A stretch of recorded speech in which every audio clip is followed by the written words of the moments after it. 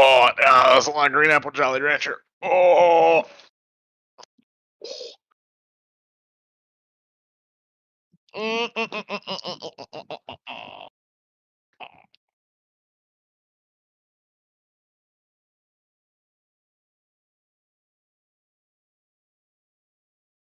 Oh, I took another drink. Spicy.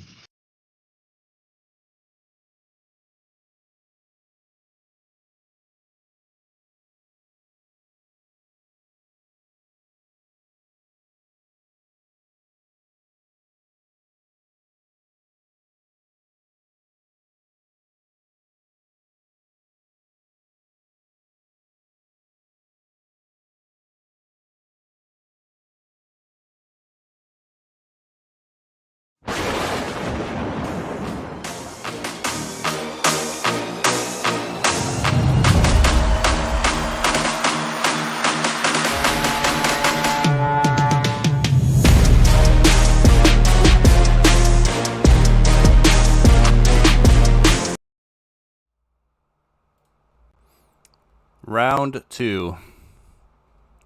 But don't your buddy Chris Brown. Lego. So we fixed it.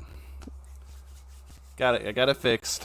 It is now. You can now see the game. It's a real person. We are live. Huh? Are we live? We are we really? live. Back up in the mix. Huh? Back up in that ass with the resurrection. Okay, so piggyback off what I was saying before. Kingdom Death Monster. Very ambitious game. Right up Rich's alley. And the types of games that he's played a majority of his life. Not up my alley at all, per se. I've always been more of a video game gamer.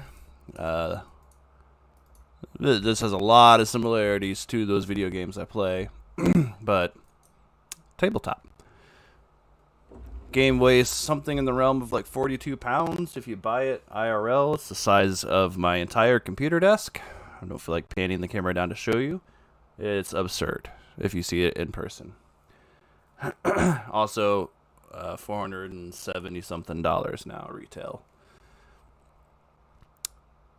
Wouldn't mind owning an actual copy of the game. Just seems unrealistic that I will ever own one. The guy over here with the gaming room and big ass tables to play the game on, more likely that he might one day own this game in real life. All that to say, the little bit that I've played, tremendous possibility. Game. So we're going to start from the very, very beginning. Kingdom Death Monster here. So we're actually going to play the prologue today and the first settlement phase. I'm not going to spend time explaining how the game plays. There's, as Rich knows very well, there's plenty of other channels to tell you how to play the game. We're just going to play it, probably wrong in some aspects, do our best to play it the right way. Bear with us as we flip through this 70-something page rulebook up here, trying to do it the right way. So the game is set up for us with the prologue ready to go. So it does have a lot of flavor text through the campaigns. Do we want to read that? Kind of setting the mood, like what we're doing and why we're doing it versus just playing it.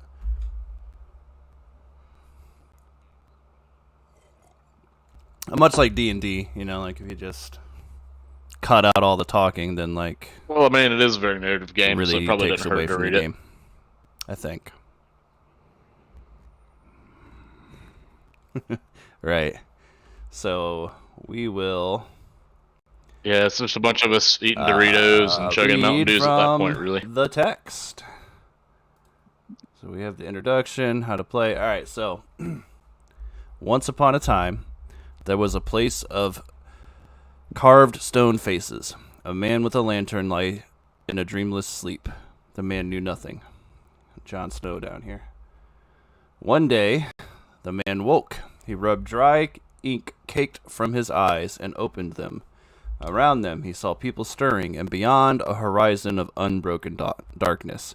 So there is like pretty cool art that comes with this book. It is in the game. You can actually look at it.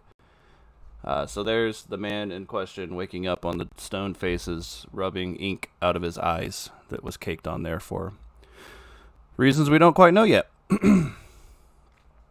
A woman approached the man with the lantern. Her soft hand reached out to him.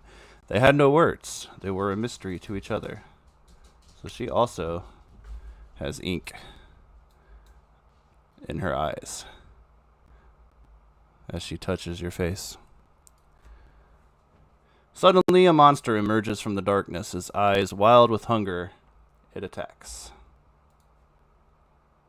The people were no match for the monster. It tore their flesh, crushed their bones between its teeth. Some it devoured whole. Pretty gnarly picture there. Overcome with terror and grief, the man with the lantern collapses to the ground. Cold stone noses push up against his side. There was no escape. He's scared. But the man did not want to die. Desperately grasping at the cold stone faces, he felt a crack, and he tore at it with all of his might. A piece of stone came free. It was sharp and deadly. Boy, looking crazy. The man with the lantern scrambled to his feet, his weapon clenched in his fist. He took a deep breath and roared into the darkness. Somewhere in the place of stone faces, nameless men and women stand together. They have nothing but a need to survive and a lantern to light their struggles. So there's actually the four of us as we start. Boom, the first story. It's actually going to be easier just to use Alt. Okay, the first story is a prologue to Monster. It will teach you the fundamentals of the game. Always start the game with the first story. The first story picks up after the awakening of the survivors. Before they can take stock of their surroundings, the survivors must fight for their lives against a vicious white lion. The game is designed around 4 survivors to begin playing. If you have fewer than 4, some or all players should create more than 1 survivor so that 4 survivors are represented. You'll need to assemble the starting survivors. That's already done for us. The first story is designed to guide the 4 survivors through their first encounter with the monster. If they prevail, they will create a brand new settlement. Players are meant to play and read and learn the game. By the end of the prologue, you should understand the core rules of gameplay, complete your first showdown, create your settlement, and be ready for campaign play. During the prologue, questions may arise that are not completely addressed in this section. The aim of the prologue is to get you playing, so feel free to make decisions and mistakes. Full game rules full game rules that follow the prologue address the deeper nuances of the game once you've gotten the hang of the basics. Assemble the starting miniatures. Already done. Create survivors. So we have already created our survivors down here. We will each control 2. We've got, as you might imagine, Hungus over here for me, and Matt is here in spirit. Obviously, we got Rich, and Mel is here in spirit with him. So I'll control these 2. Rich will take care of these 2. In Kingdom Death, the first time you create or name your survivor, they get 1 survival point. It's already on our board for us here. But just know that it's a part of the game. Like, once they get a name, they then gain that 1 survival point. And we do have the 4 other ones down here in case we wipe. Which, last time that Rich and I played it, did point out, I have wiped in the prologue before. It happens. It's a tough game. So with that, I think we could just hop right into it. Yes. So I will continue to read, though, just so we are you and I are on the same page, and anyone who's watching kind of gets on the same page. So this whole thing talks about goes first. Just some core mechanics, which we're pretty comfortable with, how you take damage, so on and so forth. First story, White Line. Create the White Line AI deck. It is already done for us. Like if you were playing the physical version, you would have to find these cards, put it together. It tells you what goes in there. It's very specific, and you'll remember in the prologue, it's very specific, the order of the cards, so we know what is in there. Like, you know what the first hit location is and what happens if you crit it, because they're kind of showing you how that works. So we create all that, tells you how to do it, set the hit location, done, showdown, select the monster controller, basically player 1. It's a cooperative game, so table talk, no big deal. If you're the monster controller and you have the monster attack you, then you get that insanity point. So I think for sake of ease, we'll just start over there at the left with you and, just move it down 1 each time. So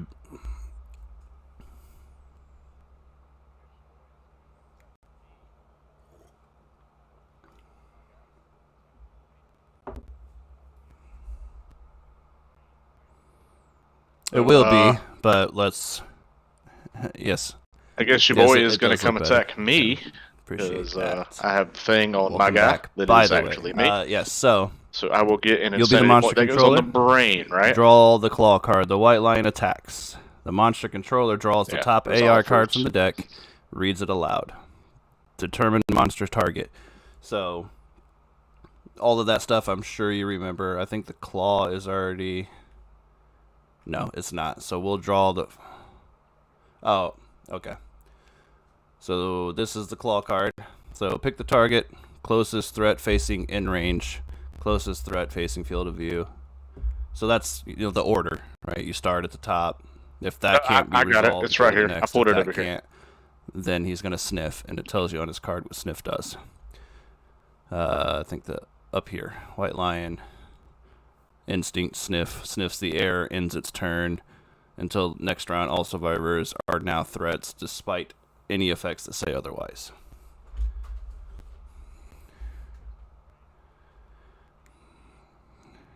Yep. Yes, since you're the controller, since he has 2 targets within his solvable range, it's up to you which one he takes. Closest threat facing in range. If he takes you, being the controller, you get that insanity here. We're gonna so what's nice about this particular mod on TTS is it even grayed out the movement zone from the card, which is cool. So as you can see, he has basic stats. So we're doing the first story, which is not even a level 1. It's the first story custom deck. He has 6 movement, 6 toughness. And in Kingdom Death, you cannot move diagonally. Oops. You can only move and then turn. Yep.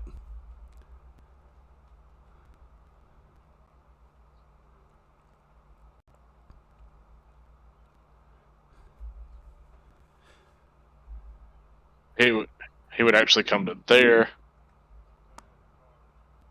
Yep. Like that. Yep. So on the card, he's got 2 speed, if you wanna, which is how many dice he's going to roll. His accuracy is 2+, so a 2 or anything higher is going to hit, and it'll be for 1 damage each. Somewhere, I'll just take these 2 white ones. So it tells you on the card. 5. So as assumed, it's 2 hits. Now it's just a matter of where he hits you.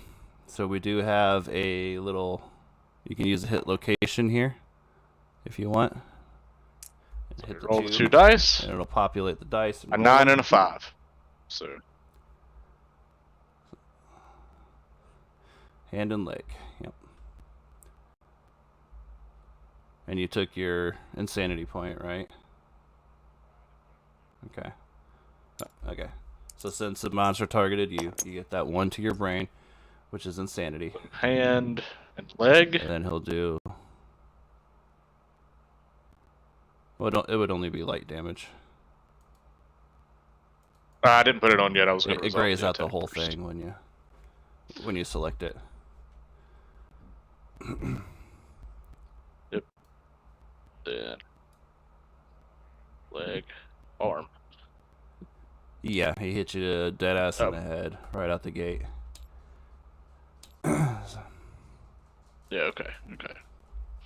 Yep. So I'm not in any significant danger yet. Just reading along. Last time I think I got brain injury off the bat. So then move and attack. Yep. Damage. Yep. And end of turn. Okay. Triggered effects. So after he goes, we get to go. The rest kind of goes in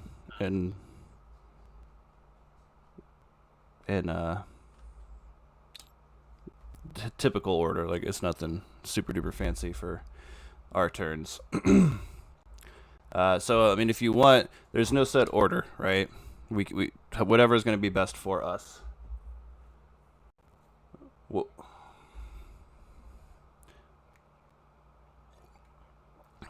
the first one we definitely want. Uh-oh. What happened here? Did you flip all those? I think we have Mel or Matt, and throw their shard, right? We definitely want to get rid of... The top one should have been the hand, not the ribs.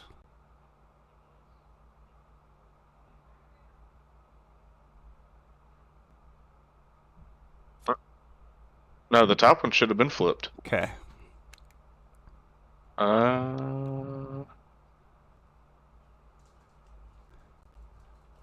Yeah. So we definitely want to crit this straight out the gate. Pile. And whoever does that is going to have +1 permanent strength. Yeah. So keep that in mind, too. So I think I tapped it by accident. It'll be like... Going forward, we'll probably use that character. You know, we'll give him the axe in the first settlement, and so on and so forth. Okay.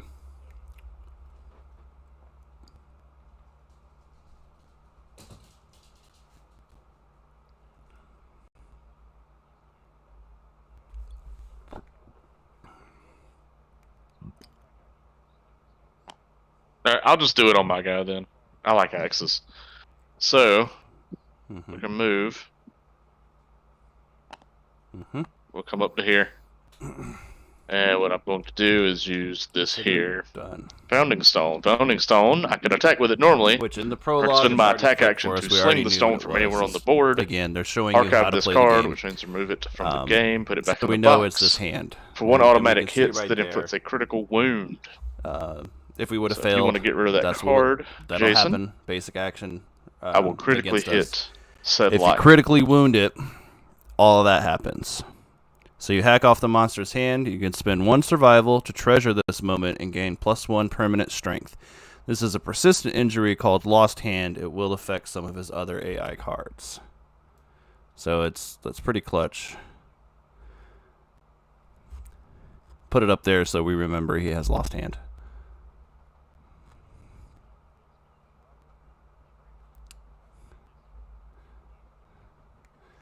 Yep. So now you'll be without a weapon, but no big deal. Yeah, since Matt's right behind him, I'm just gonna attack with my Founding Stone. And so good old Tick Smack will spend the survival and get a strength, and that will be his turn. He moved and he attacked. It makes it -1 to hit. So, Jason, would you like to do one of yours next?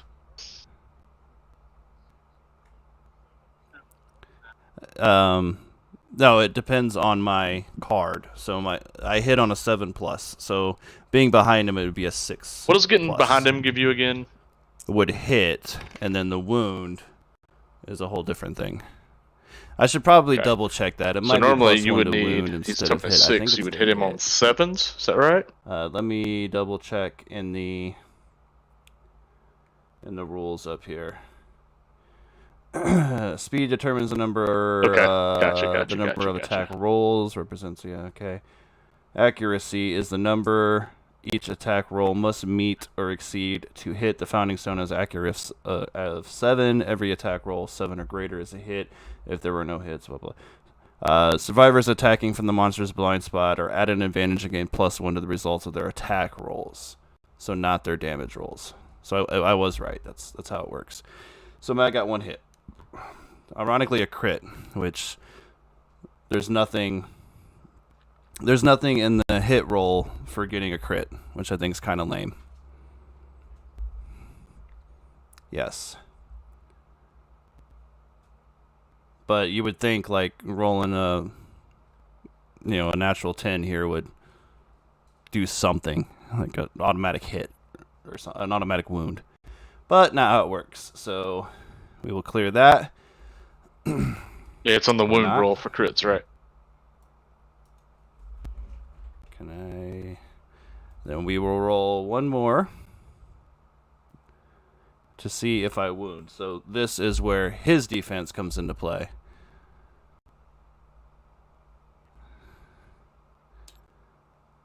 I think I have to meet or exceed it. Wound the monster. Let's see. When a hit, location is attempt to wound. Strength determines if a hit can penetrate the monster's toughness to wound it. Make a wound roll by rolling a d10. Add the strength of your weapon to the result. Beat it, correct? If it's equal to or greater than the toughness, the monster is wounded. So that actually has a strength of 1. So I actually got 7 there. I did wound it, and you only need to meet it. So I could have rolled a 5 there and still got the wound. So that's good. So we got the wound. So when you wound the monster, you take the top card from the AI deck, place it in the wound stack. And I'm going to house rules this. But you did wound Not that it really matters because we won't know until we hunt the monsters a lot.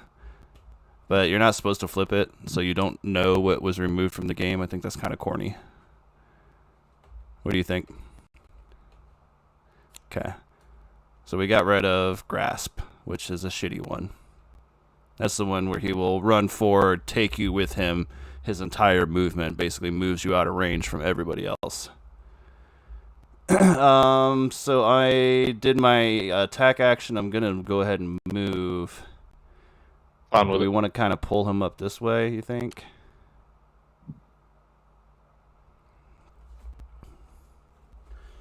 Well, yeah, but if we spread ourselves out, his next action, he's going to pick the closest one and run at him, and if we're all spread out, we're not going to get to him. So I think I'm just going to go here.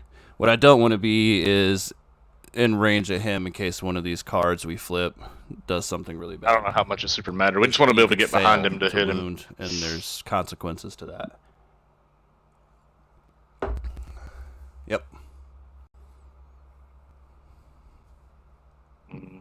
Yeah.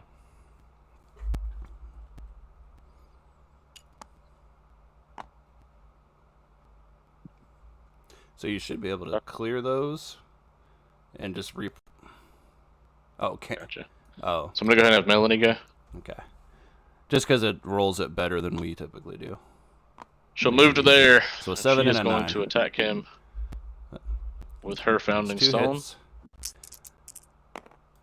So 2 of these cards come off. Now remember, when you get 2 hits, you can resolve them. I think these are the order. ones that came. Yeah. So you do have. You have no failure conditions here. 7. So both of those will hit. Yep.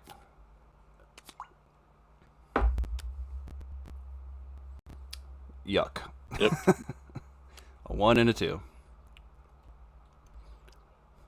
Those little rollers, I don't know if you noticed, but it does tell you. It All right. pops And it up then right there, I'm +1 to wound him because I'm strength 1 and he's toughness 6, so I'm looking for 5s on the dice here.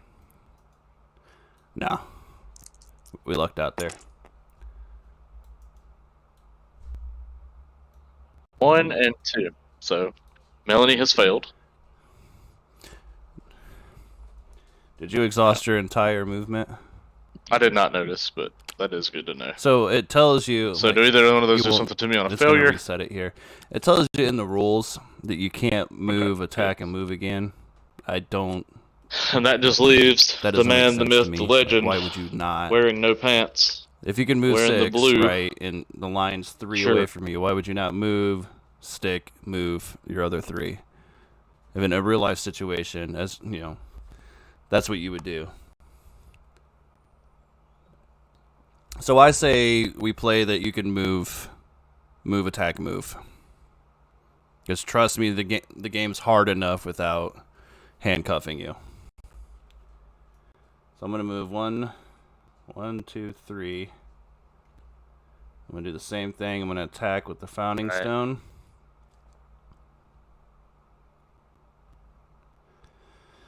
So a 4 and a 10, so that's 1. 4.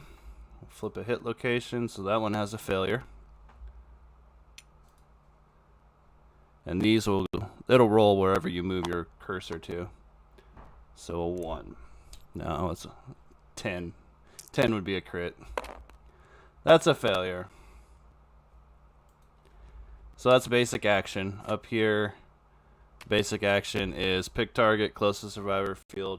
That's none of us. Well, no, it's against me. It says basic action against me, right? Really? Target the attacker. Oh, that's so he's basically going to turn around and he's going to attack. Okay, there's... Fucking sucks. Yes. 2, 2 plus.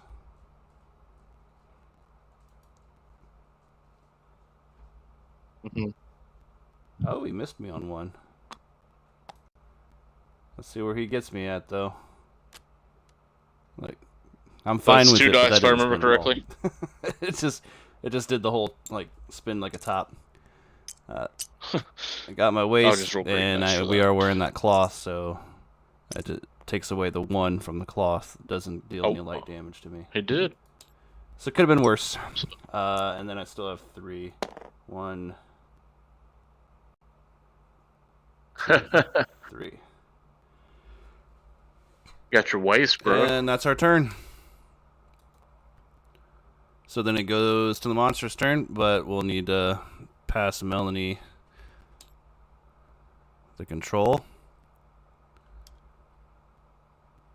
And you will flip the top AI card. Maul.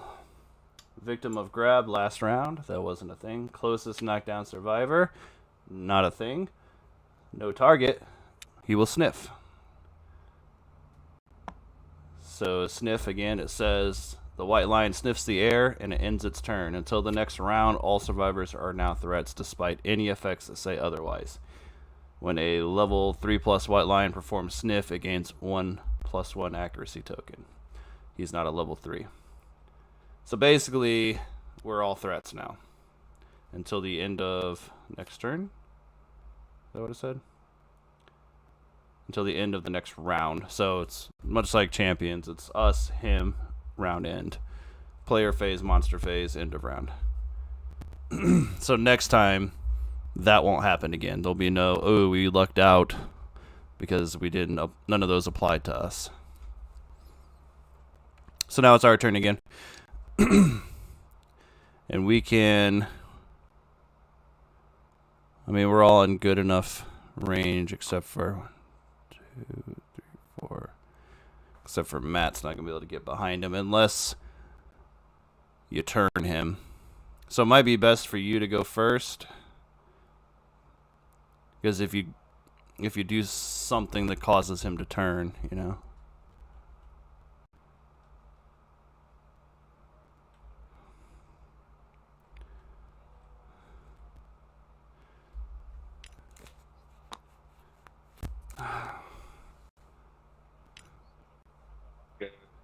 Five. 7s, yep, and you have no. Well, we'll get to that. All right, and then we're gonna hit him once. Now you do have +1 luck with the old on the fist and tooth. Fist and tooth. I'm gonna bite the shit out of this lion. So dude. luck will do. So I need 8s it to adds hit. to your crit It'll be chance. 7s so because I'm behind a him. 9 or a 10 will crit on a wound now for you. Yep. So hit him once. Size up. Random threat in field of view. I don't know what that means. Correct.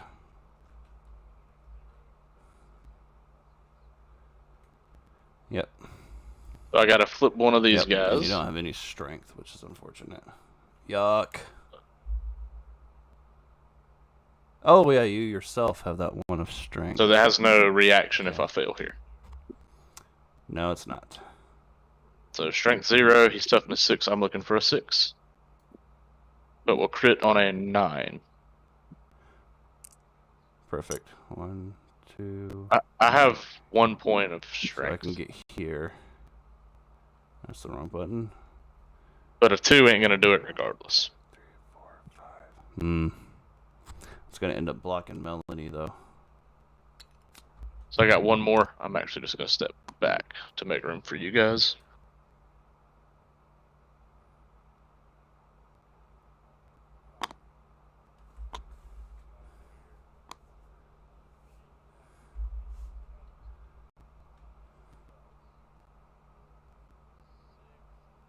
We just let Melanie go first. I think I counted her because she could go 1, 2, 3, 4, 5.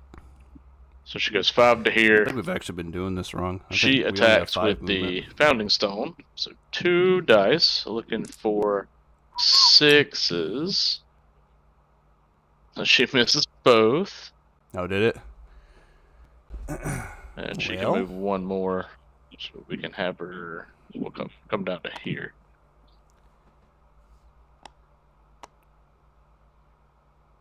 Yeah. In that case, she could not move from. I couldn't have moved from there. Because it took me 5 to get there too. Yeah. We'll give it a shot from here.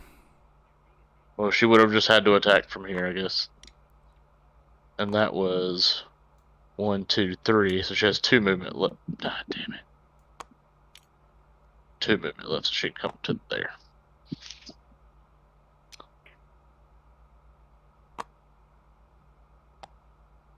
Yeah. Oh, You could have got behind him. You know that, right? When you had this square highlighted. I think it. Where you were? No, I think it says we can move through. We can't occupy the same square, but we can move through each other. So you can get there. Yeah, bitches. Oop. I didn't see it. Apparently I can't do that. So these both have failures to them. That really sucks.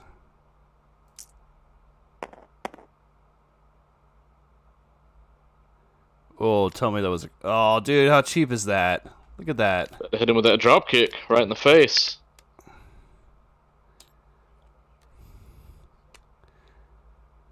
Oh, man.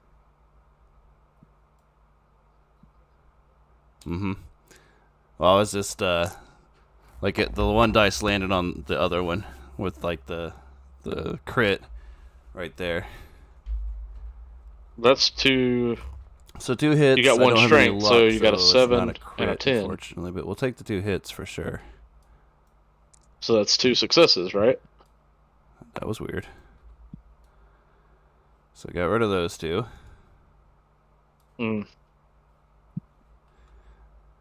Clear that off.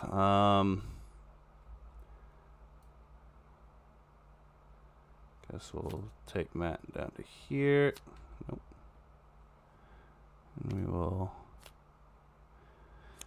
Founding Stone attack. And what a fucking waste, bud. Alright, so then it goes back to the monster on me. Closest threat facing in range, which is not me. Closest threat and field of view. That is Matt. It's like I don't get that insanity point, unfortunately.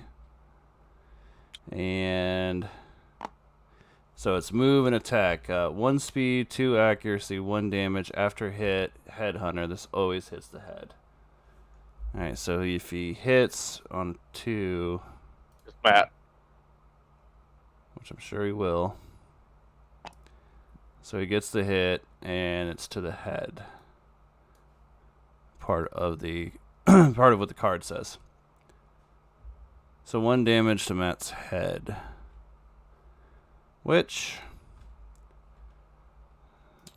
yep, he's gonna have to roll on the chart, and he's knocked down.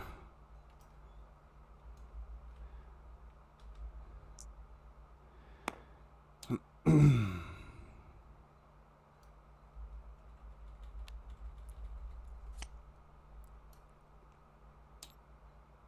gotta roll on this chart, right? So it's a 6. Deaf. You won't hear it coming. So for -1 permanent evasion, this injury is permanent. It can be recorded. It can only can be recorded once. Gain 1 bleed token. Excuse me. So somewhere is a bleed. 5 of those will result in death. I guess there's fine. He's also deaf, which I think, yeah. And I will record it there. I think there's a little card I can put down in here to keep it, but Right here. it's fine for now.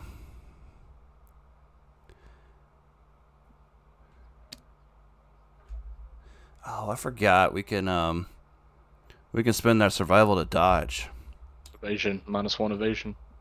if we wanted to. I don't think it's a big deal. He'll take that. Then it's back to us, if I'm not mistaken. Art imitating life here, folks. Alright, so that was Monster's turn. Now it's back on us. And unfortunately, Matt's knocked down, so he won't get to do anything this turn. I mean, Matt's pretty much deaf in real life anyway. Yeah, 1 second. Turn this fan on me, it's getting hot. So 1, 2, 3. Founding Stone. I think you go first, because you can easily scoot behind it and move out of the way.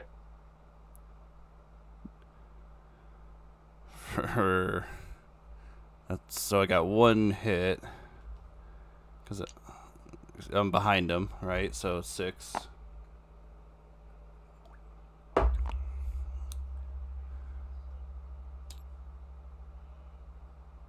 Oh, wait, no.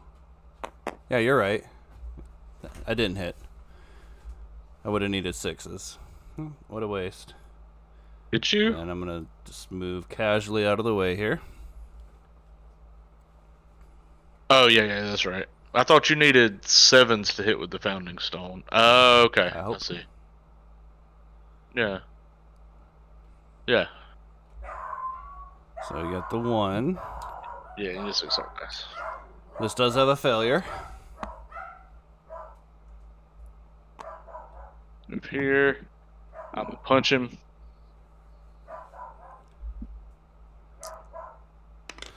Good. 1 hit. Okay.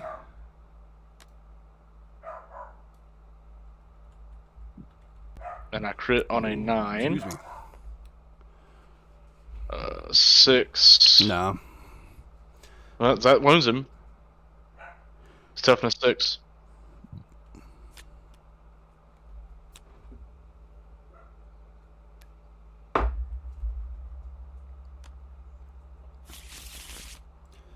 Does have a failure. Not really any need for me to move from where I am now. So then Mel. She will use the Founding Stone. Sweet. So we're looking for 6s on the dice to hit. She gets 1 hit. And Matt cannot do anything because he's knocked down. But I get up again. End of our phase. He'll stand up. 5. Or actually, on no. the End dice, of 6 the will get monster it. phase. He'll stand up.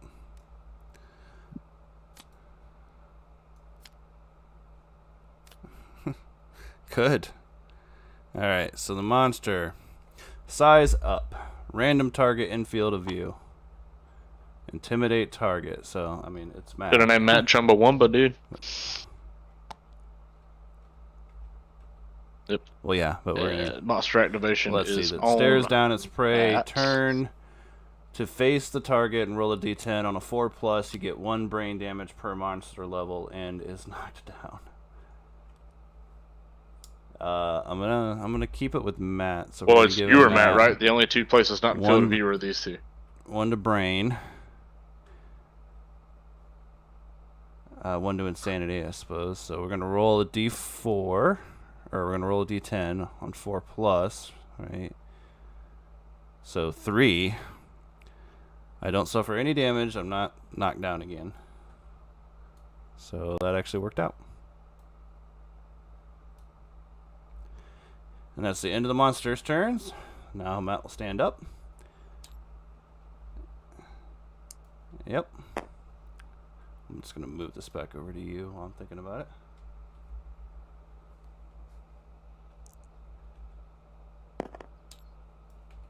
it.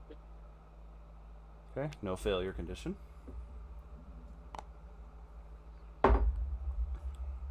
We'll go, right? So. Bitches. Punching him twice. Looking for 8s. +1, so the 7 will hit. So I got 1 hit. Okay, might as well just go ahead and go with Mel. Mel, since he's right there. Looking for a 6 crit on a 9 or 10. 5, so that's a fail for me. And then I'll move. No failure condition. Here.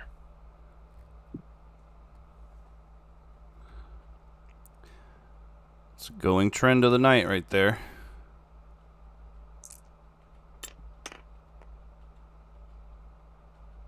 Dude, got 1 hit as well. Oh. It's because I'm holding him. Can't shuffle while you're holding. Alright, since Matt didn't get to go She last does not turn, wound. let's get him in the game right away. We will move behind him. We will attack with the Founding Stone. He gets 1 hit.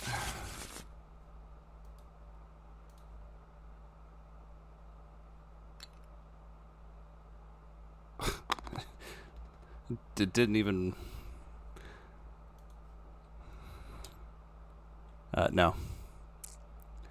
There was not. Yeah. It's been that way for a minute, too.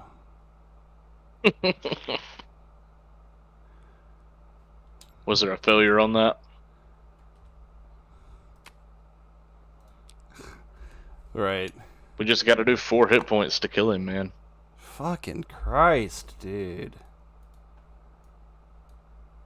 Huh? You fucking serious? I did with 1 these this decks, turn. bro? Punched him in the butt. Lose a lot of cards in the deck. That was a nice, like, attempt at being like, fancy with that flip. Yeah. It's his turn again. That's the only one. Maul, victim of grab. Huh? So none of those. He's gonna sniff. Alright. White line sniffs the air until the end of the next round. All survivors are now threats. Sweet. Alright. Let's get a little redemption, boys. Matt with the Founding Stone. For 1 hit. Closest knockdowns. Right, because it's 7 with the stone, right? Yeah. He is gonna sniff. 1 hit. Let's go ahead and get that fucking W, boys. W for wound. With that wound, son.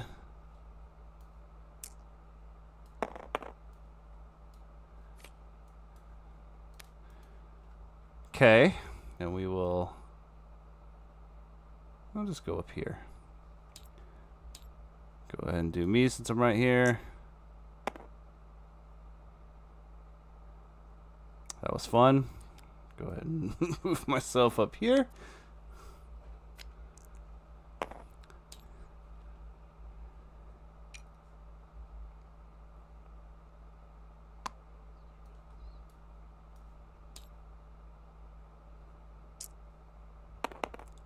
But does she get 2 wounds?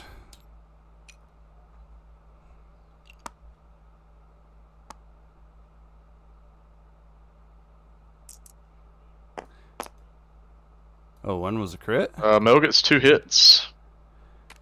None of them have crit.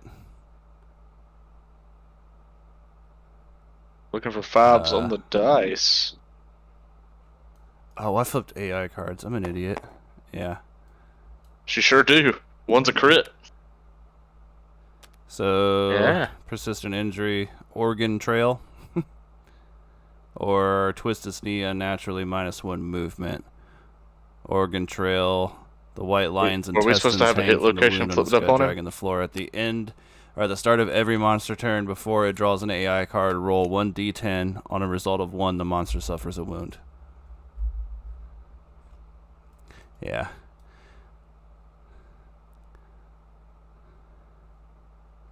Old soft belly having ass. I mean, you could also end the game right here if you get 1 wound on him.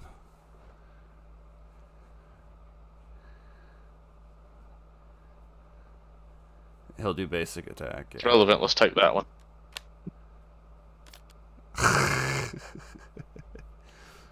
I believe in you. Okay. Okay, Rich. Okay. Rich, okay. More importantly, he can't do anything else to us. Except basic attack, I guess. Alright. Crit. Hope you're ready for some personal Crit letdown, on a 9, buddy. but it doesn't.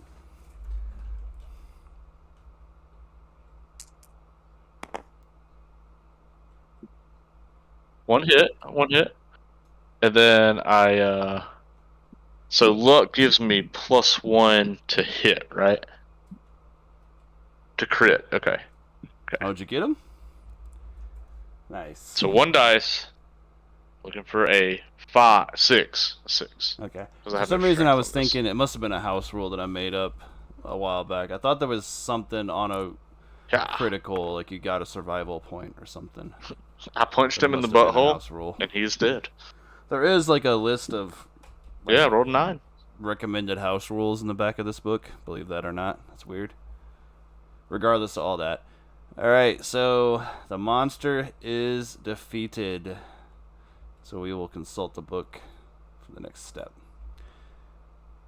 So, survivors are victorious. Collect your rewards. By scavenging the monster's corpse, the survivors earn resources. This, in addition to any resources they achieved from critical wounds during the showdown, which I don't believe we got any. You can double check those 2 cards. They'll tell you on the card, like, get this resource. So take out the white lion resource cards, shuffle them, draw 4. Take out the basic resource cards, shuffle them, draw 4. Place all resources face up on the table. If players lost their survivor in the first story, they can create a new survivor in the settlement phase. Perished survivors' gear and resources are not lost. They are returned to the settlement phase with the remaining survivors. Turn the page to create your first settlement. So we get 4 white lion, 4 basic.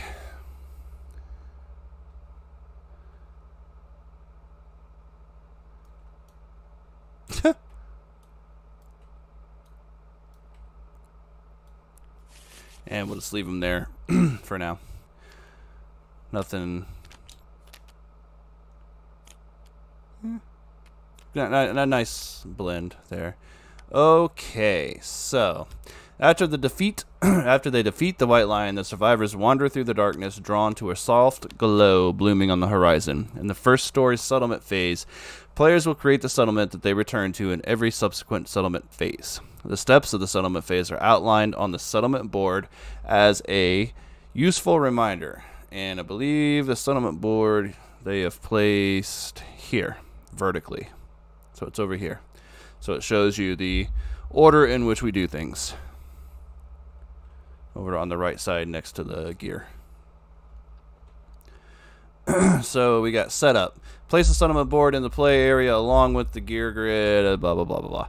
Alright, so use a double-sided settlement record sheet to record the information about your settlement. Start by naming your settlement. Which I think... Did they give us a little... They do things weird in the mod.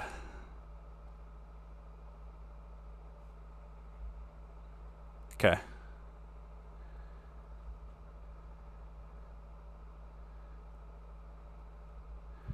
Where is the settlement name phase here? These are survivors. Those are the bonuses. Those are the milestones. I'm gonna be right back. I gotta run to the restroom. Board.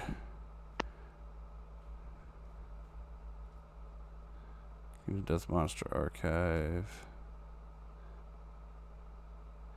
Campaign, hunt, showdown, timeline.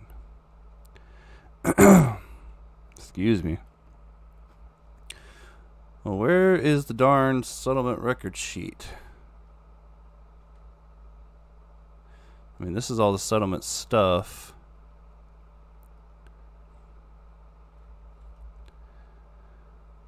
Guess it's not a huge ordeal.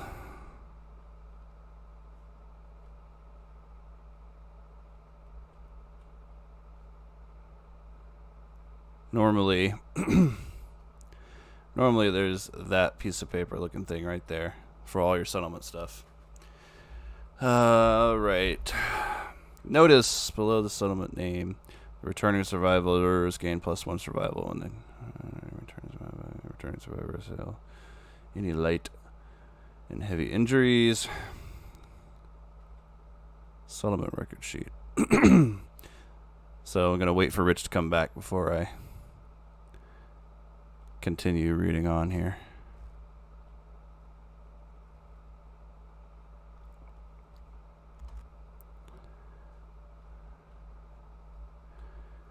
And I really don't see the settlement phase. It happens. All right, I'm not seeing. Well, we'll worry about it later, but there's like a sheet that you record all your settlement stuff in, and they've made like boards for us instead, which is fine. Not a huge ordeal. All right, so sorry about that. Notice that below the settlement name, the returning survivors all gain +1 survival when the settlement is named. So obviously we're going to call it the pillage, but I don't see where we name it. So everybody gets +1 survival, so now we can all have up to 2. Award any returning survivors. Survivors cannot have more survival than the survival limit on their settlement record sheet. Returning survivors heal any light and heavy injuries. Permanent injuries are not healed. Add the names of the returning survivors to the population list on the settlement record sheet. So, anybody that took damage, that damage gets erased. We're all clean now, except for Matt will be deaf for the rest, and we get +1 survival. I read that wrong. We don't increase our survival limit, so our survival limit right now is still 1. So you're never gonna have more than 1. So like Mel can only sit at 1, and I can only sit at 1. You got yours, yeah. And the bleed token will go away.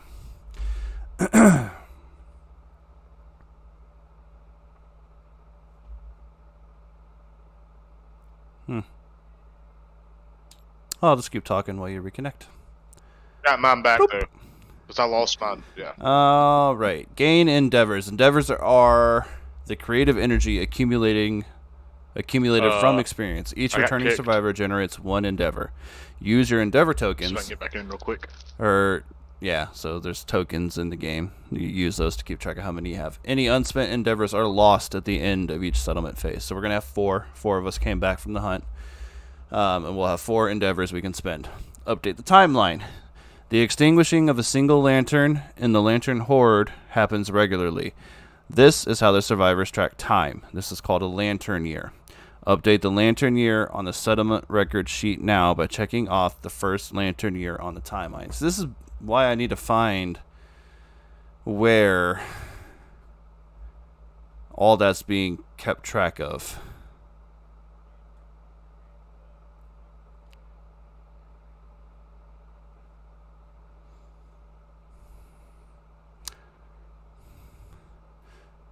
Yeah, that's fine. We can run with that energy. So somewhere on here, it should be a place for me to keep track of that stuff. My game can't find your game, but I think we're okay. Your screen's the one. How do I keep track of the years? And I can watch the stream and see what's going on. Like here's where I just need to be here for decision making. I correct? see how we keep track of that. Obviously, our gear and our resources, as well as our settlement locations that we've uncovered.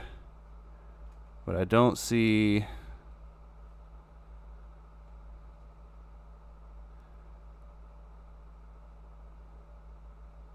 living survivors 4, dead. Like I don't even see like the survival limit like where we can show what that currently is. Gonna have to look into that before we actually start the campaign stuff. Oh, here we go. Back to settlement. If you need to oh, that's not what we need to do. Are these the ones I saved? Temporary, weapon, permanent. Campaign, timeline, hunt, showdown. Alright, I'll figure it out for the next time we play. Okay, update the timeline. So, we did that. Settlement events, first day. Find the first day settlement event card, place it in the play area. First day determines the population of your settlement. It is always played when a new settlement is created. Follow the rules and record the results on your settlement record sheet that we can't find. During subsequent settlement phases, you will draw random settlement events from the deck. And that's the end of that sentence, even though there's no period. So I need to pull out the first day settlement event, which is actually right here. So the first day event helps set up your settlement. The survivors wander, drawn to the blooming light in the distance. They find the serene comfort of a towering pile of lanterns and the small collection of scared people. On a deep instinctual level, they know that this area is safe, and they make it their home. Roll 1d10 to determine your starting population, and record the result on the back of the settlement record sheet that we can't find. Choose and record genders for any unnamed survivors. You may name an unnamed survivor, create their survival record sheet at any time during the settlement phase. So roll 1d10.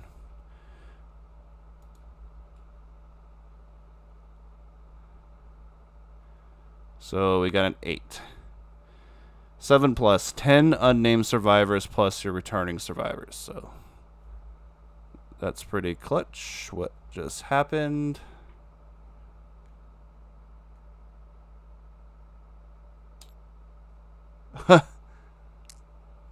So my game crashed.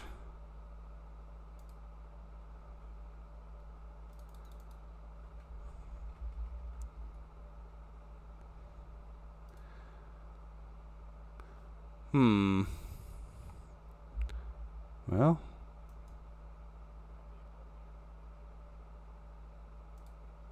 Yes. Yeah, I couldn't find it, dude. Like, it wasn't popping up in my search list. Good news is it auto. I'm not sure what happened there.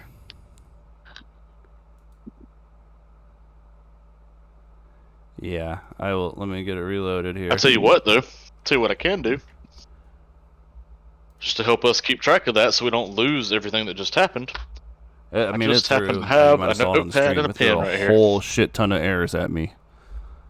Something about network and stuff. We're good then. Can't seek with the Steam Cloud.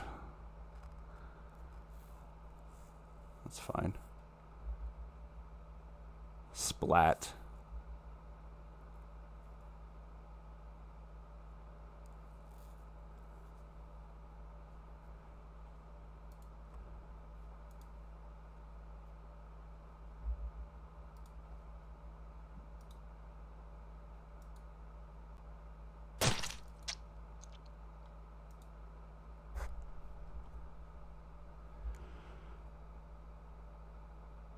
Autosave at 9:49.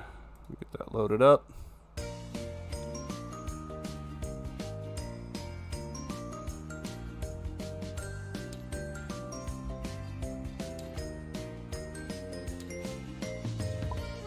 That's doing that.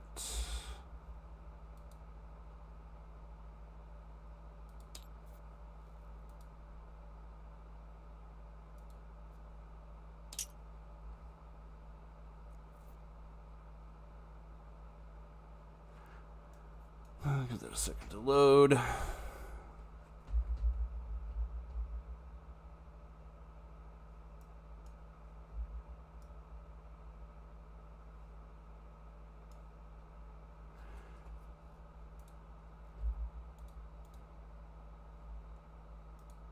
There we go. All right. Not sure what happened there, but dude, finally. Be that as it may. So we 10. We rolled a 10. So we have well, 10 survivors is. So we should have a total of 14 with the 4 that came back. So it looks like we can just do this. So that's cool.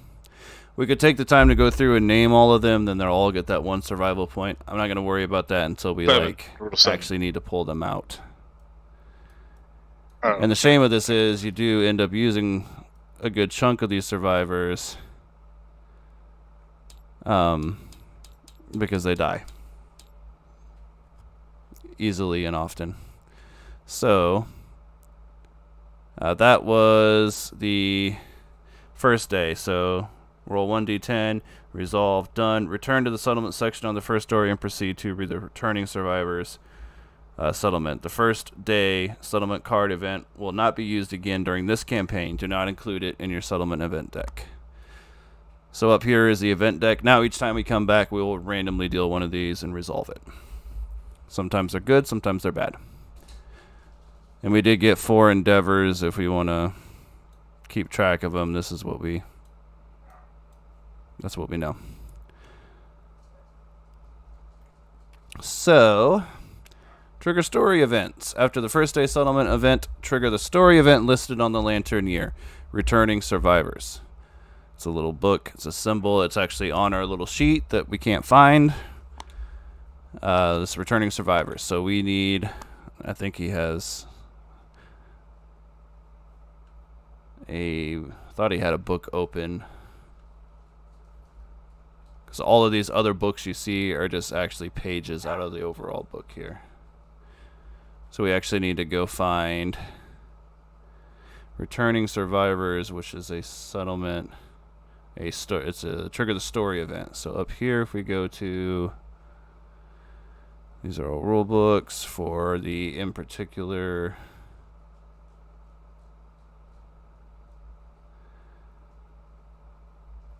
The old mod, it had like a thing. I could just click story events, and it took you to those pages. So that's overwhelming darkness. We don't care about that. Oh, here's the settlement stuff. Okay, milestones. When a survivor checks. Or no, that's specific to the.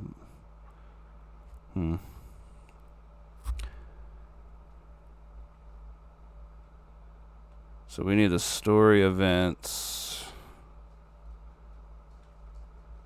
And there's not an extra book open, so it's got to be in here.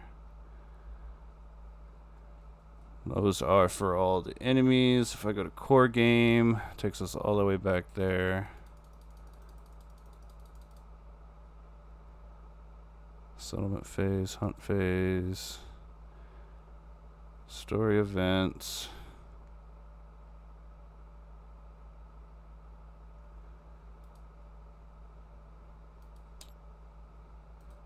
I gotta find the right page.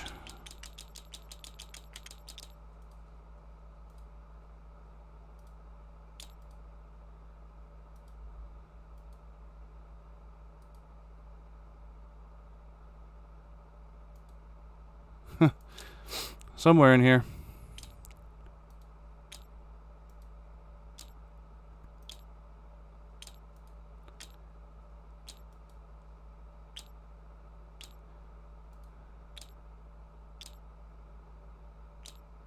And settlement phase.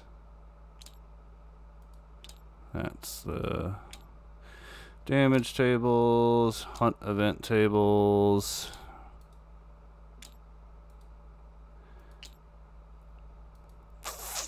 We're getting close. Should be age. That's specific for each survivor. We don't need that.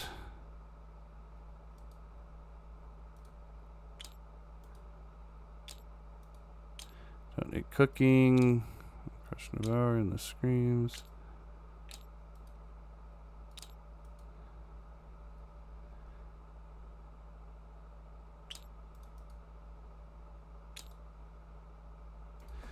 Well, where the hell is it?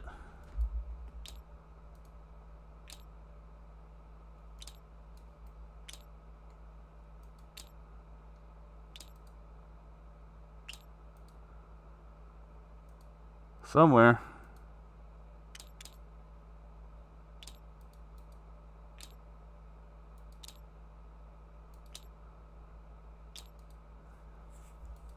There we go. Returning survivors.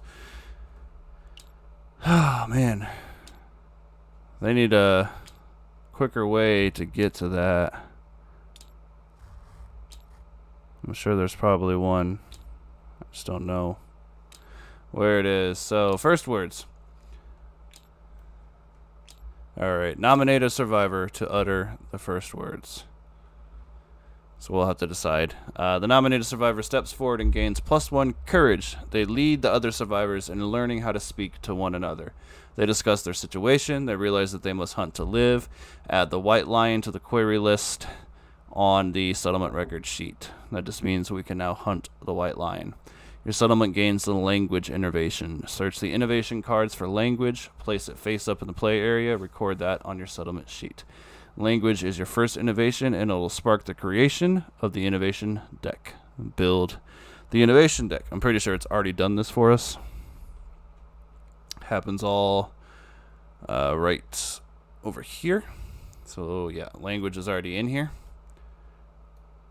So basically each time we come back to the settlement phase, we're going to deal with stuff like this. So language increases our survival limit +1. We all gain the encourage survival action. So now we can dodge or encourage, which encourage allows you to shout at another player to make them stand up. All of these cost a survival to use. That's how the skills work. Oh, it actually tells you. Encourage, once per round, if standing, spend 1 survival to call to a non-deaf survivor if they stand up if knocked down. Then add language consequences to the innovation deck, which is already over here.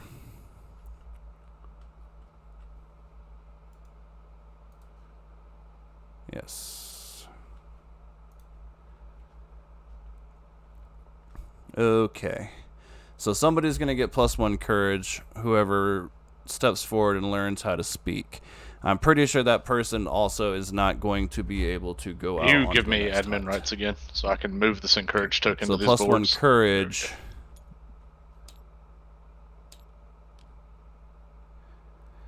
Is on your survivor sheet. You'll see the boxes for courage.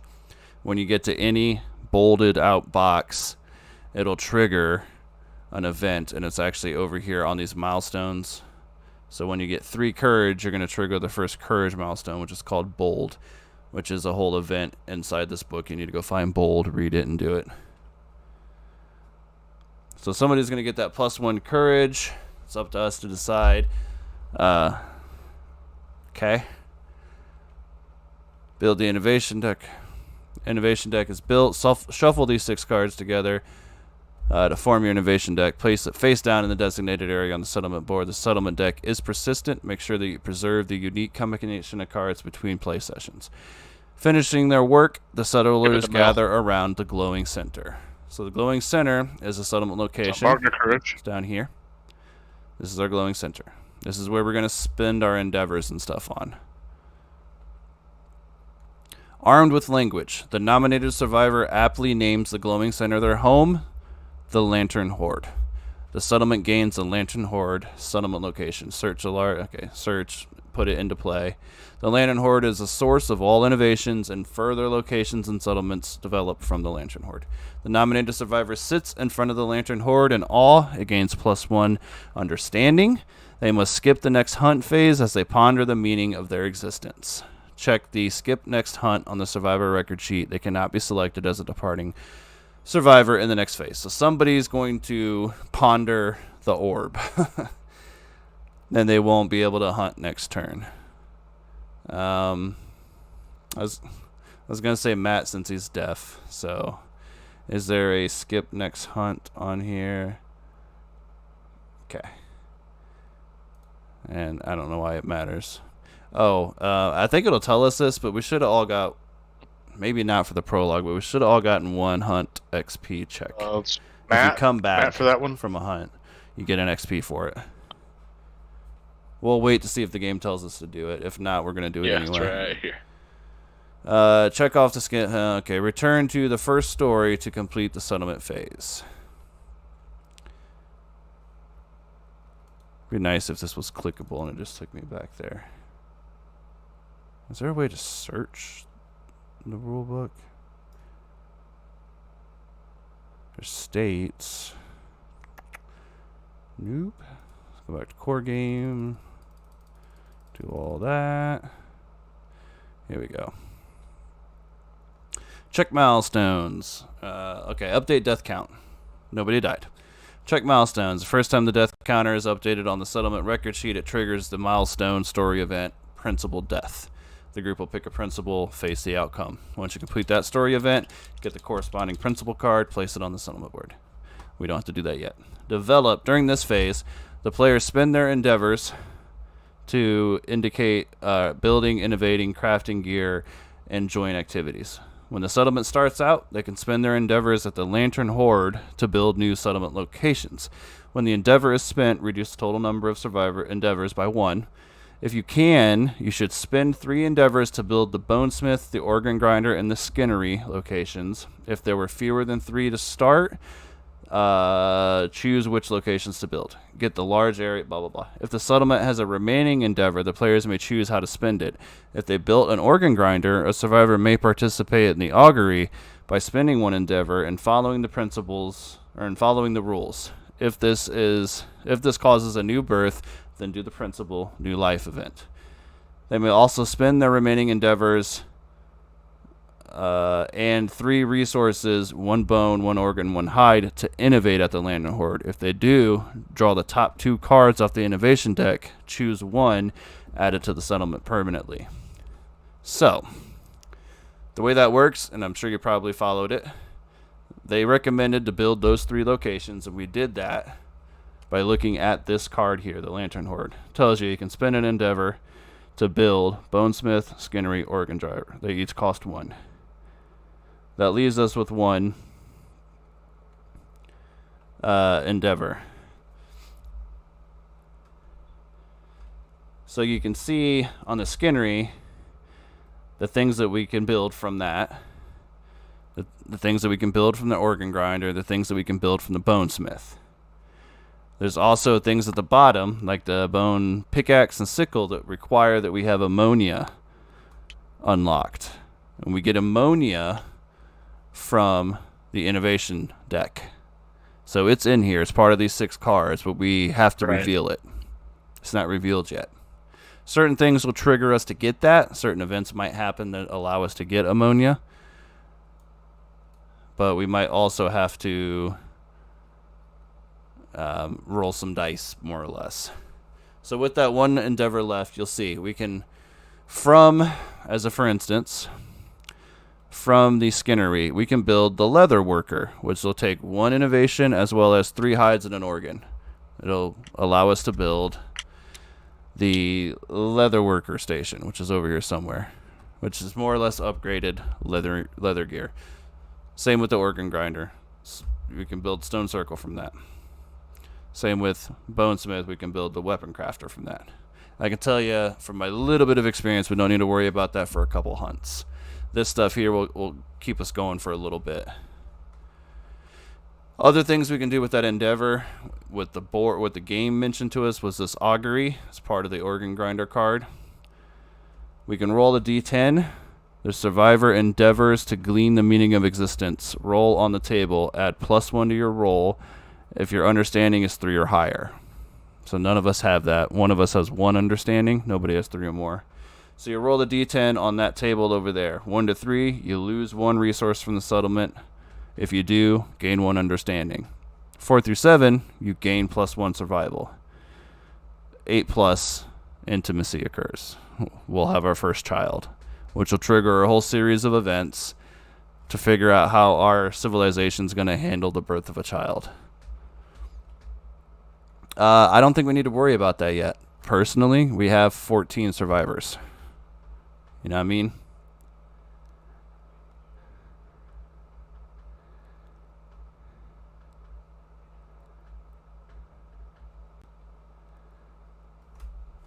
So that one we would need to lose some resources.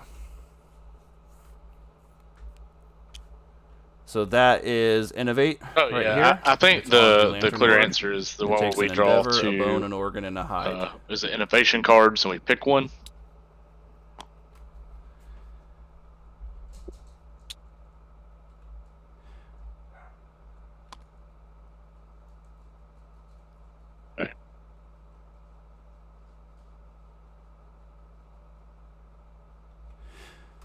Also, since we have language flipped, we can spend an endeavor for what's called shared experience. Nominate a survivor that has 2 or more hunt experience than yourself. So we actually can't do this yet. In the future we can.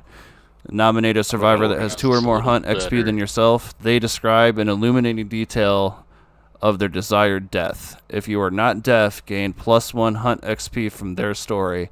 If the nominated survivor has a shattered jaw, you instead gain +1 insanity.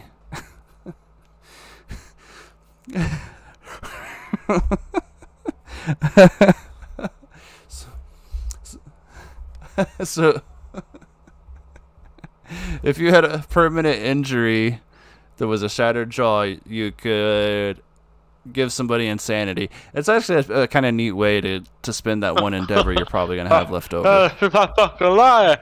Alright, so we don't need to do it quite yet. We can craft as well. Let's look at some crafting, see if we end up with some resources to innovate. Because we're definitely going to want to go into the next hunt with some gear. Especially you.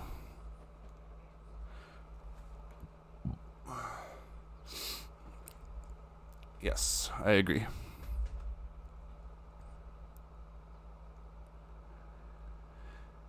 I would imagine my first it would need to go back into the resources. We spend 1 bone, 1 organ. We build an axe. We give it to me because I got plus surely you can't run out of bait. You know. So maybe this game. Delete this card. I don't know what to do with the card.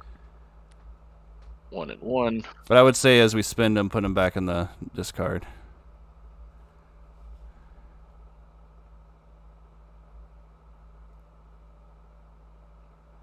Oh yeah, that makes.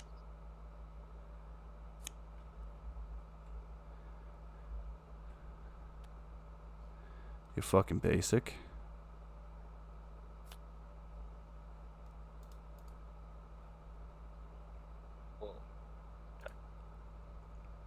I'm not sure which.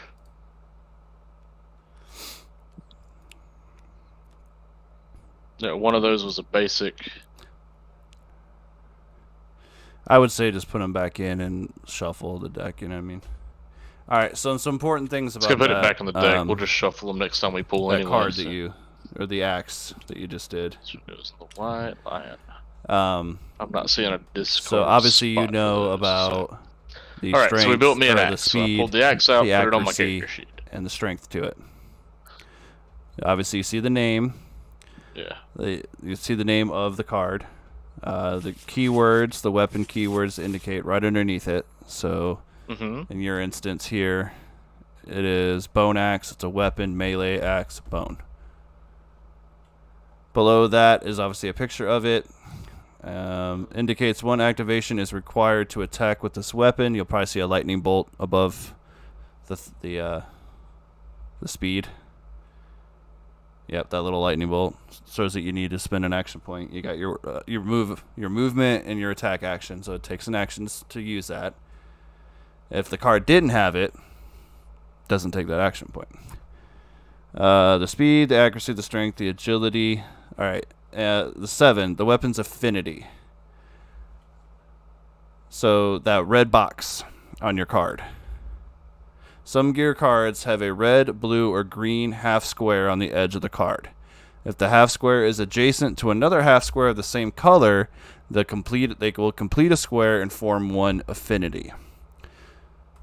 Some gear cards have affinity bonuses that impart special effects on the survivor if the affinity requirements are met. Affinity requirements are indicated by the number of small colored squares on the gear's special rules. Each colored square represents one affinity and must be in the survivor's gear grid. You must have the affinity rules specific to gain the bonuses of the gear. For instance, the +1 luck bonus on the Lucky Charm gear card has a requirement of 2 blue affinity tiles. So if you look at the Lucky Charm gear card, which is probably in the starting gear. Cloth. Oh, not in the starting gear. Oh, I guess it would be in the organ stuff. So just go ahead and pull that out. Go ahead and pull out, Rich.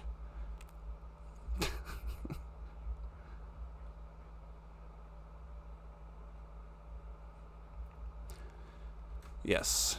So, I mean, if we're looking at the organ grinder, the fecal salve, as you can see, has a blue square on the left side. So you could have a Lucky Charm and a blue salve next to each other, and they will complete a blue square. Yeah, it's got a. So I'm guessing that means on the grid I need to have a blue square on either side of it to get the affinity bonus, which is +1 luck.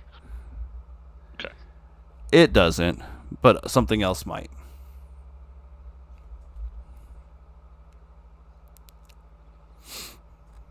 Did we get a skull? We didn't get a skull, did we? Right. So mine doesn't actually have an affinity on it, though. Yeah.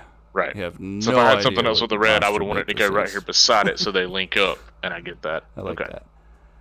If we had a skull, then we could have made a skull helmet, and those are pretty clutch. We have remaining. We have 1 bone, 3 hide, 1 organ, and we have this, which can be used as a organ, bone, or hide. Right. So those bone darts are nice because they're ranged. Obviously, they're quick. They're easy to make. I mean, they're not the greatest thing in the world. The dagger's also nice because... Except me, which is why I bought the axe. What we can do here is... I like to just look at the shit. Then they only require 1 bone, right? So that's sickle and pickaxe we cannot actually make. But yeah, that skull helmet is totally 3 defense to your head. If you get a severe injury, which some of their cards will say severe injury when they flip, then it's shattered. But 3 defense to your head is awesome. Bone darts, it's only 1 dice, 7+, but 3 to hit. Or 3 to wound.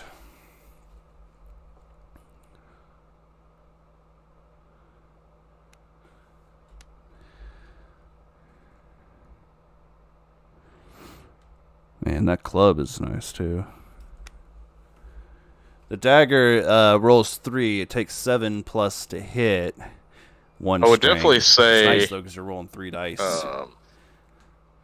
We get either daggers, blades, or darts for you. 7 to hit though. If you're behind them, 6. Matt. Not horrible. Well.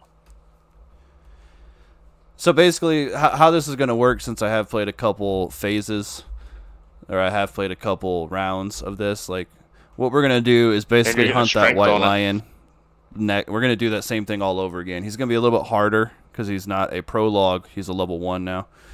But we're going to hunt him for resources, basically, and levels. Try to get more hunt XP on our characters and get more resources to make gear.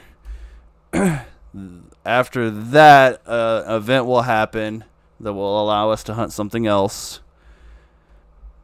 We can hunt the lion again. We can hunt this new thing. Wash, rinse, repeat. Eventually, we're going to get attacked in our camp. And that's when I stopped playing because it completely fucking wrecked my guy. Like, I had a nice set of dudes built, and he came in and murked all of them. And I'm like, that's I spent all that time. Everything was just erased. Like, I was pretty pissed.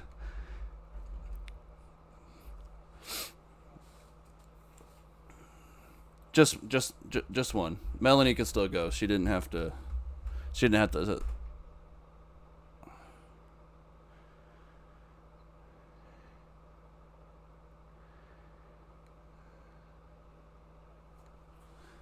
Well, so who do we got? We got two people that can't go on the next hunt, right? And that is Matt. So she got the. Oh, that's right. All right, Matt's pondering. So I would say, whatever you think is better between the darts blade and dagger, we get, because we have 2 more bone we can use.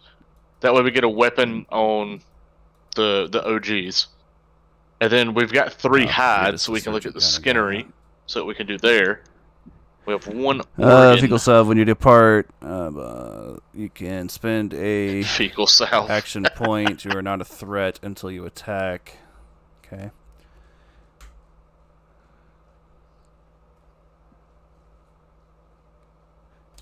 Yeah, eventually you'll need 2 squares though, so that will build 1.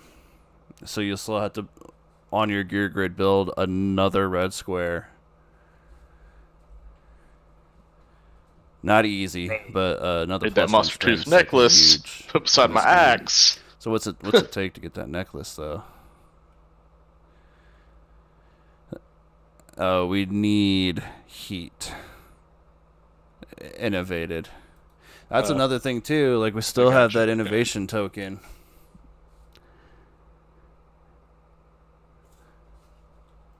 It would take 1 of each, so it'd take this organ, a hide, and this bone. It would still leave us with a bone on this wild organ. Oh, okay, so it's... I think we'll be okay in the next... we're going to hunt the lion again. He's going to be slightly harder. I think we'll be okay. Not fully gearing out.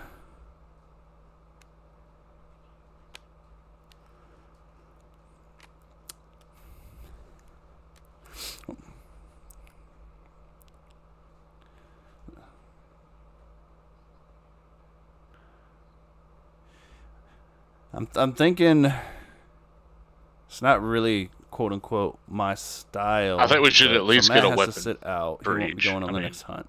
That just makes sense to me. I'll go, and then a new I guess survivor. we got the stones. We killed him with that before. Name 1 Tim here. I should theoretically more consistently do damage with the axe. Send him out. I kind of feel like we should get them daggers.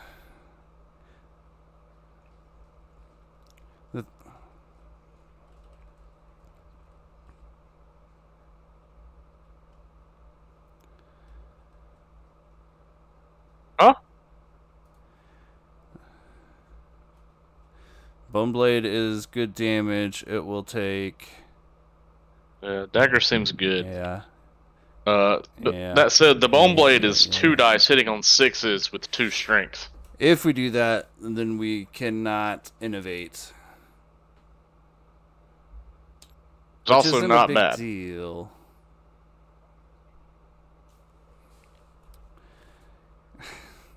They should be.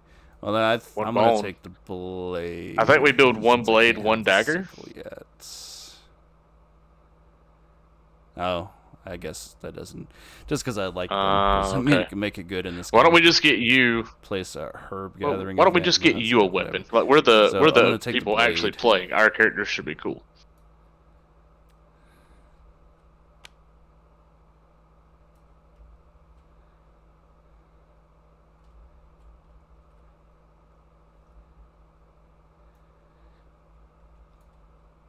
And I don't know, if there's a finite amount of resources. Like, we'll save the last. I wouldn't think that should be a thing. Like, I think it's just a copy paste kind of deal. You know what I mean?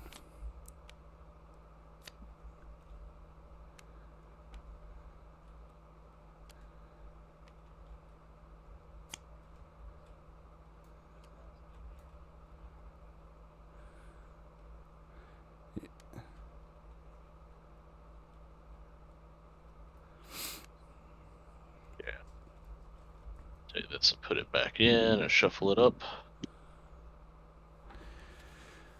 So headbands, right. gloves. So there was something. This last thing here is off the table. We want it boots, for innovation, so that's out. If I remember right. We want one of these hides for innovation, and we need this one organ for innovation, which leaves us with 2 hide that we can spend so and still innovate. The boots will give you +1 survival. So will why the don't gloves. we pull this down when you depart?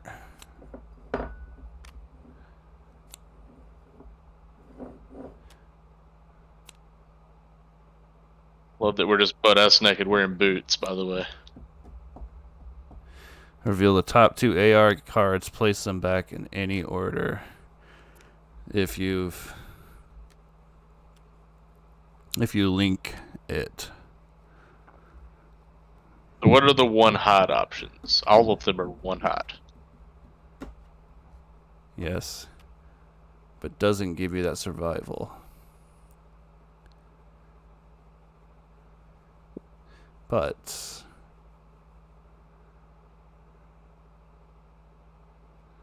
and it's an armor on the head, more importantly. That rawhide vest.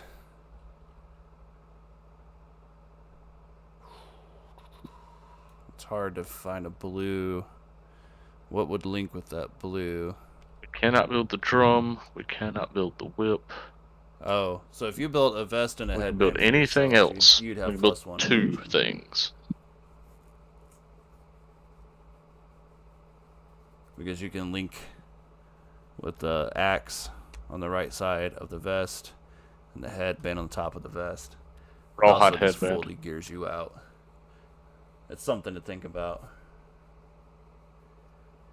Seems like the best play is either to build 2 headbands. Well, not even. I think it's the best play. Probably build 2 headbands. Get that protection on the head. Yeah. The head can kill you in 1 roll. Like, he can hit you in the head and you roll on the damage table and die. It sucks. Yeah, I think so.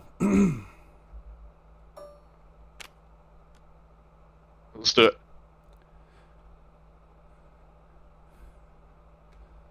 I just put it wherever I'll move it around as needed.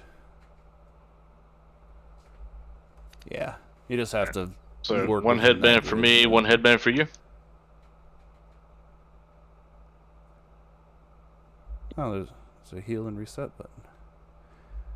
All right. Where do you want also, it? For the record, I mean, we didn't have to spend everything. We can carry these resources. Yeah, we can. I guess reorganize whenever.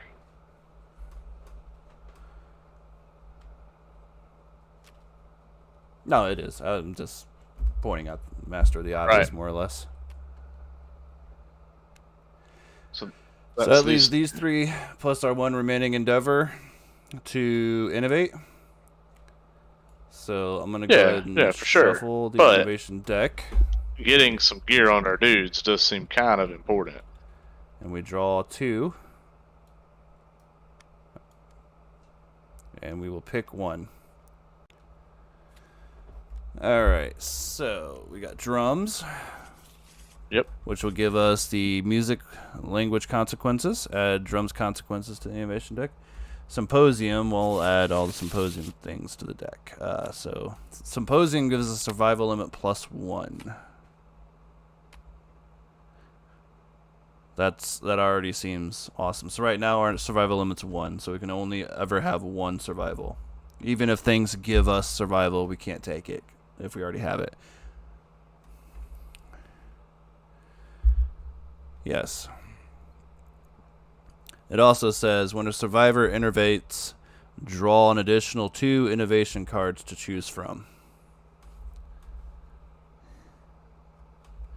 Yes.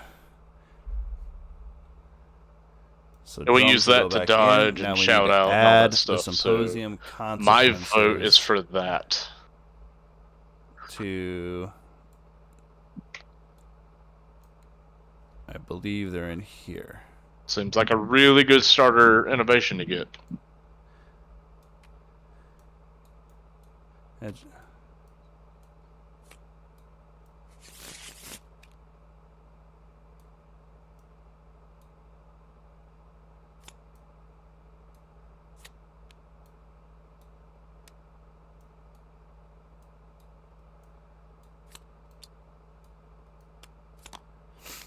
spend our remaining resources.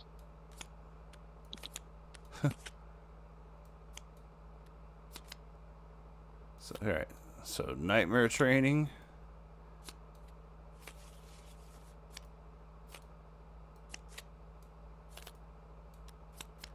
Storytelling.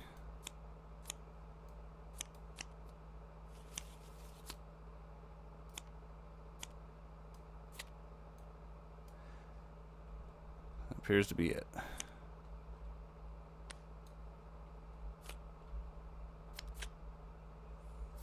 So these now get added to the deck.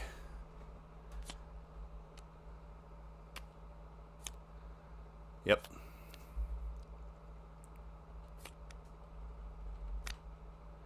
Principal death, new life, society, conviction. What's all those? Yeah, in the innovation deck. All right, symposium, when a survivor. Yeah, add symposium. Okay. So now, which is the first one.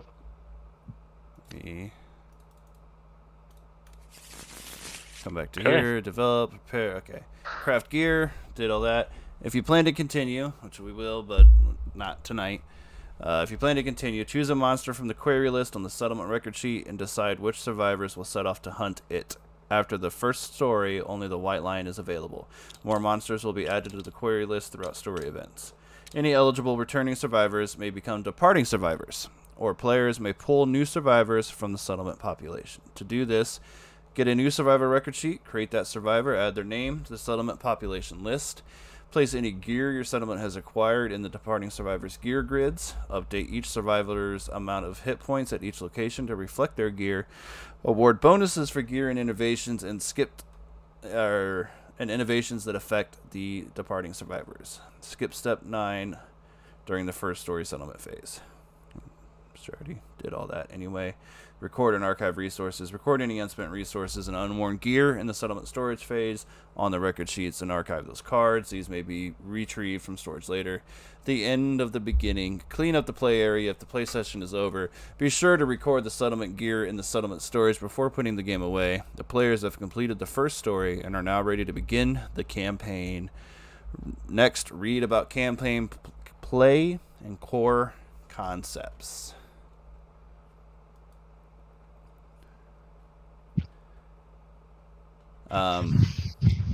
Just like real quick, I'm gonna read this so you know going forward here. Monster is played as a campaign and continuous game that lasts over several play sessions. It starts with the first story, it ends with the final showdown against the Gold Smoke Knight. This is not meant to happen in one sitting. Each time you play, you will hunt monsters, gather resources, develop your settlement while fending off new threats. A typical session includes one cycle of the game phase: the hunt, the showdown, the settlement.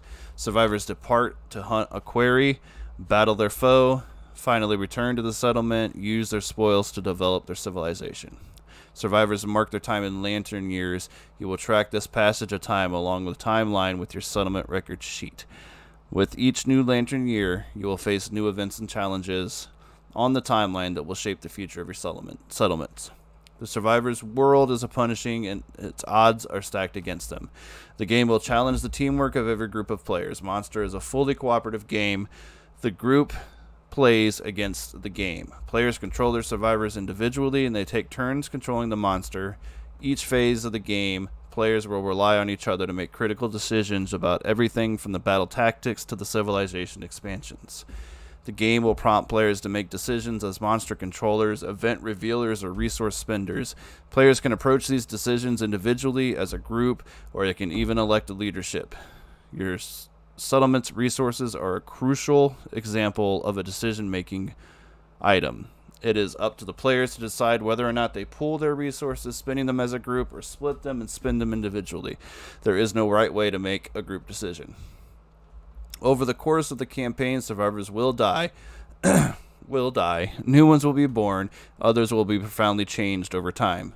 Survivors will endure multiple hunts, be rewarded with increases in their attributes, their abilities, and their bonuses.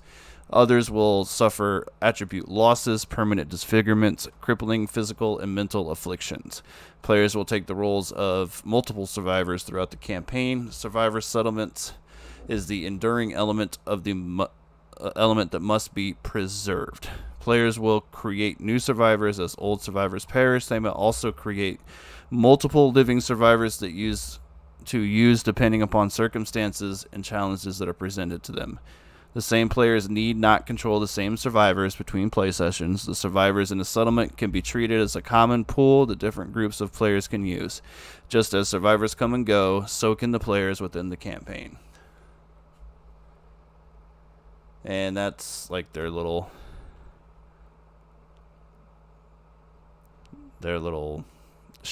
spiel on that. So the next time we play, we will actually go hunt the white lion instead of the white lion hunting us.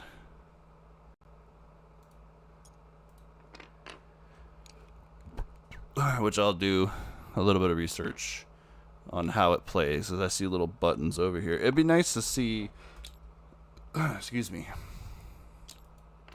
these milestones. So those are for survivors. I don't see the one for... This is a hunt event. I don't see the timeline events. You know, how we track. Basically, one lantern year passed, and I just want us to know how we track that. So that's how we hide. These are all of our current survivors with our bonuses. It's got to be staring me right in the face, and I'm just missing it.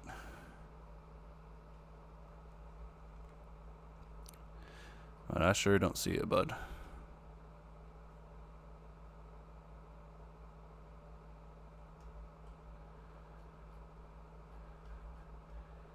There's all the damage tables. I don't know. I'll look into it. Campaign, hunt, showdown. Oh, here we go. What happens if I... Oh! There's a button. Hey, I found it.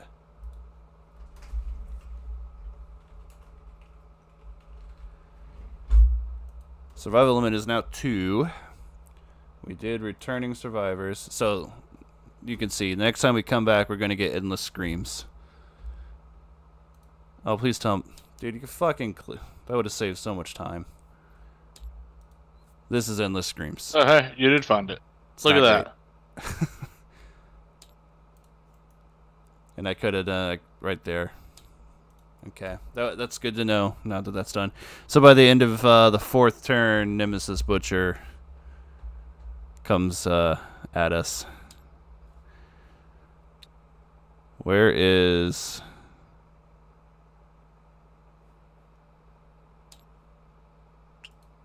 Oh, you can add your own event into here. This is very, very well done. So we also have encourage. So queries, we have...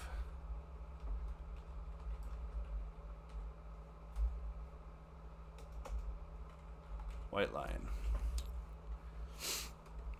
No settlement notes.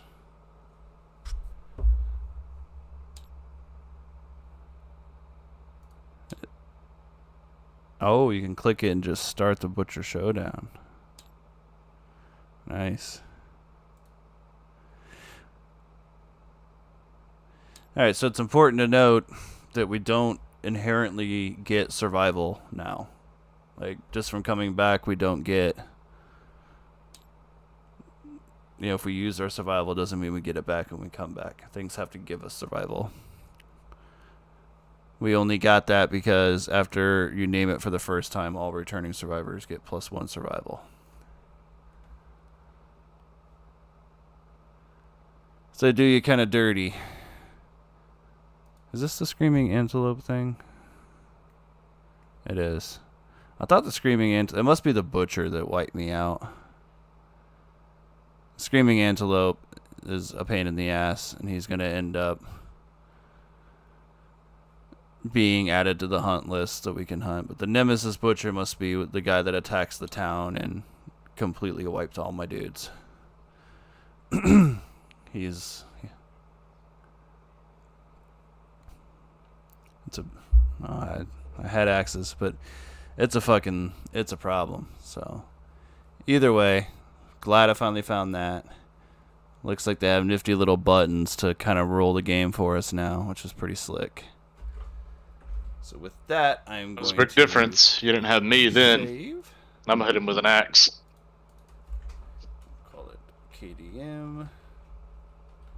Campaign. Save.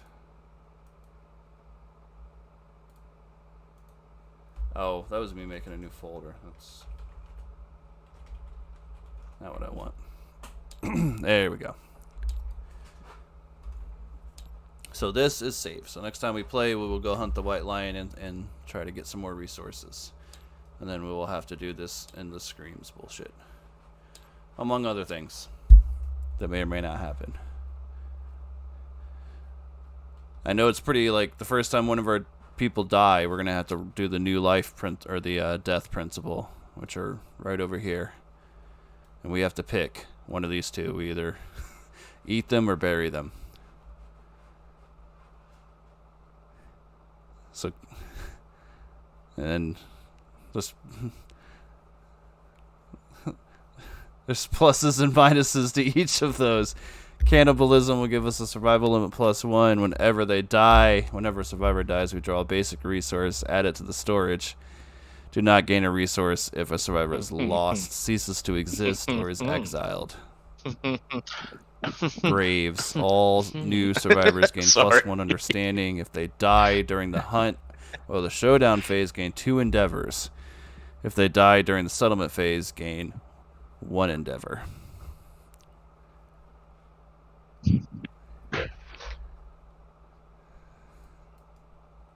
Yeah. Well, there's a joke there. I'm not going to make it, though.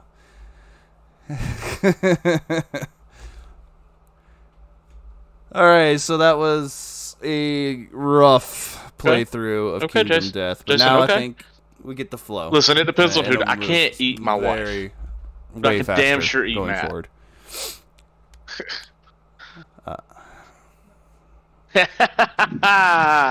No. Get it. Mechanically, it's not.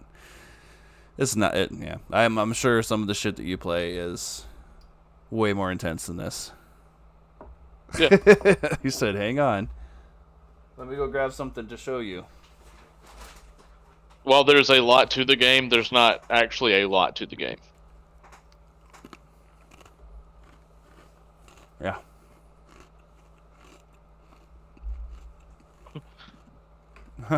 Yeah.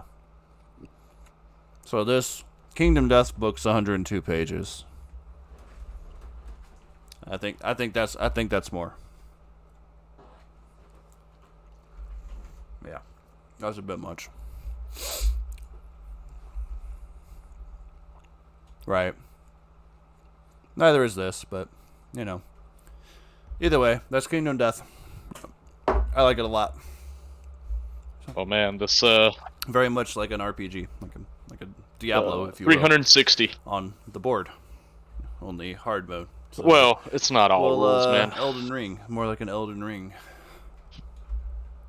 if you will. But Bob's your uncle. That's round 1. So yeah, it's fun so far. In the near future, we will continue our campaign and see if we can make our way through this ridiculously dark and scary world of Monster. So thanks everybody who tuned in and those who tune in the future, and those of you watching the video. Be sure to check us out as we go live relatively often. You can see it on Twitch, YouTube, or Twitter even. Oh, we're gonna be fine. Make sure you like and subscribe and all that happy horse shit. If it was any of the least bit entertaining. More importantly, come hang out with us in our Discord. You can get on Discord and search for The Pillage Gaming. You will find us. You can come in, you can talk to us, jump right in general chat. Where somebody's pretty much always there. And we would love to converse with people as we play games. It's a lot of fun talking to each other, but it's even cooler meeting new people. Or you can just come play the shit with us, specifically Final Fantasy XIV, which is where we're heading next, I believe, where we actually do need people to come play with us. Got a pretty decent guild, free company in that game going. Could be bigger. Absolutely. Need it to be a little bit bigger. You could be a part of that. Come hang out. Come make it happen. So, until the next time, stay... We need some clever, corny shit to say to end. I don't know why stay happy, stay healthy hit me, but I don't like it. That's damn near what I said, and I stopped myself.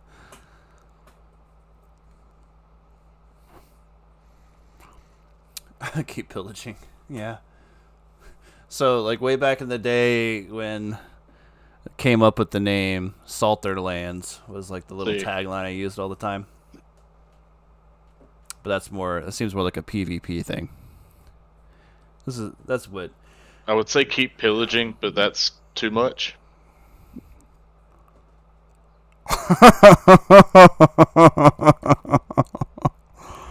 Until next ready, tend to the boats. We're gonna go with that one. Probably change it by the next video, but until next ready, tend to the boats. You need something like Nordic themed, like until next ready, tend to the boats.